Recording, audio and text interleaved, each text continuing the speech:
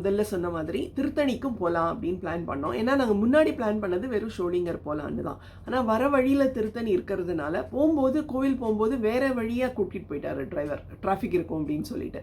அப்புறம் நாங்கள் அவர்கிட்ட சொல்லி திருத்தணி வழியாக போகலாம் அப்படின்னு சொல்லிட்டு திருத்தணி வழியாக வந்து திருத்தணி கோவிலையும் விசிட் பண்ணிட்டு வந்துட்டோம், வரலாம் அப்படின்ற ஒரு ஐடியாவில் அவர்கிட்ட சொன்னோம். அவரும் திருத்தணி வழியாக கூட்டிகிட்டு வந்தார்.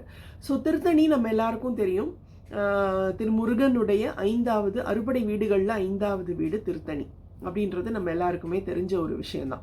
இந்த திருத்தணி கோவில் அப்படின்ற இந்த கோவிலை சார்ந்த ஒரு கதை அப்படின்னாக்க, இந்திரன் வந்து தன்னுடைய மகளான தேவசேனையை முருகனுக்கு கல்யாணம் பண்ணி கொடுத்தார். ஸோ கல்யாணம் பண்ணி கொடுக்கும்போது சீரெல்லாம் கொடுப்போம் இல்லையா, அந்த மாதிரி கொடுக்கும்போது இந்த வெள்ளை யானையான ஐராவதத்தையும் தன்னுடைய மகளோட சேர்ந்து ஒரு சீதனமாக அனுப்பி வச்சிருக்காரு. ஸோ இந்த ஐராவதம் வந்து இந்திரனை விட்டு விலகி போனதும் இந்திரனுடைய செல்வங்கள் வந்து குறைய ஆரம்பிச்சுது. ஸோ அவர் வந்து ஐயோ இந்தனடா அது நம்மளுடைய செல்வங்கள்லாம் குறைஞ்சி போகிறதே அப்படின்னு வருத்தப்பட்டப்போ முருகன் வந்து நான் வேணால் திரும்பி அனுப்பிச்சிடுறேன், ஐராவதம் நீயே வச்சுக்கோ அப்படின்னு சொன்னாராம். அப்போ இல்லை கொடுத்த கிஃப்ட் கொடுத்தது தான், நான் திரும்ப வாங்க முடியாது, ஆனால் ஒரே ஒரு ரிக்வெஸ்ட் இருக்குது, என்னை நோக்கி வைங்க, அந்த யானையை எப்போவுமே நிறுத்தி வைங்க, அதாவது ஈஸ்ட் நோக்கி நிறுத்தி வைங்க அப்படின்னு வேண்டிக்கிட்டாராம். அதனால ஐராவத யானையை ஈஸ்ட் நோக்கி நிறுத்தி வச்சாராம் முருகன். அதுக்கப்புறம் பழையபடி இந்திரனுக்கு வந்து செல்வங்கள் குறையாம நிறைவாக இருந்ததா ஒரு கதை இருக்கு. இந்த இந்திரன் வந்து இந்த ஐராவத யானையோட ஒரு சந்தன கல்லையும் சீதனமாக கொடுத்தாராம். ஸோ அந்த சந்தன கல்லிருந்து அரைச்சி கிடைக்கிற சந்தனத்தை முருகன் முகத்தில் அப்ளை பண்ணிட்டு பூசி விட்டு அந்த சந்தனத்தை நமக்கு பிரசாதமாக கொடுக்குறாங்களாம் அந்த கோவிலில்.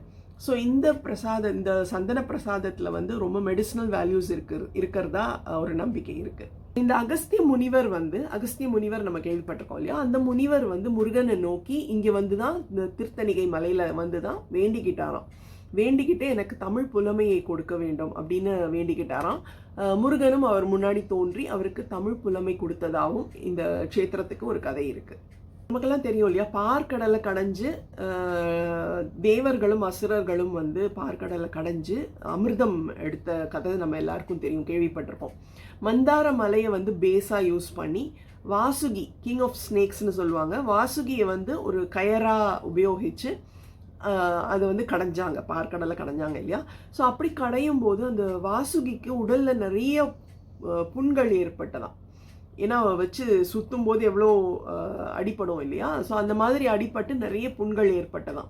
ஸோ இந்த வாசுகி வந்து திருத்தணிகை மலையில் வந்து அங்கே இருக்கிற குளத்தில் குளித்து முருகனை நோக்கி வேண்டிக்கிட்டப்போ தான் தன்னுடைய உடலில் இருக்கிற அந்த புண்கள் எல்லாம் வந்து ஆறி போய் சரியாக போச்சுன்னு ஒரு நம்பிக்கை இருக்குது.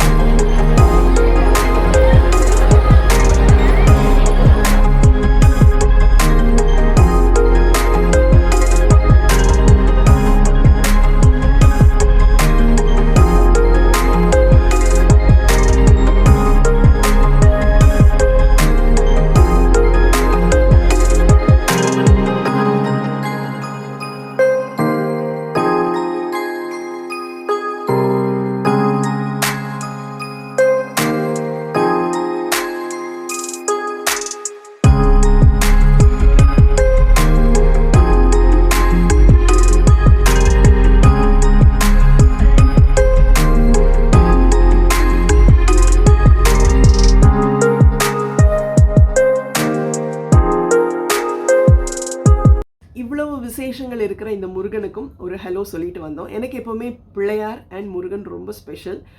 ஸோ அதனால் எனக்கு ரொம்ப ஹாப்பியாக இருந்தது முருகன் கோயிலுக்கு போக முடிஞ்சது, முருகனுக்கு ஒரு ஹலோ சொல்ல முடிஞ்சது. அண்ட் ரொம்ப கூட்டமும் இருக்கலை.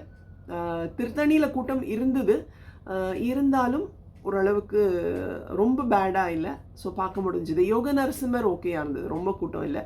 ஸோ 2 பேரையும் பார்த்துட்டு வந்ததில் எனக்கும் ரொம்ப சந்தோஷம். நீங்களும் இந்த பிக்சர்ஸ் எல்லாம் பார்த்ததில் நிச்சயமாக ஹாப்பியாக இருப்பீங்கன்னு நினைக்கிறேன். முடிஞ்சால் இந்த கோவில்களை விசிட் பண்ண பாருங்கள். தேங்க்யூ ஃபார் வாட்சிங். பாய்.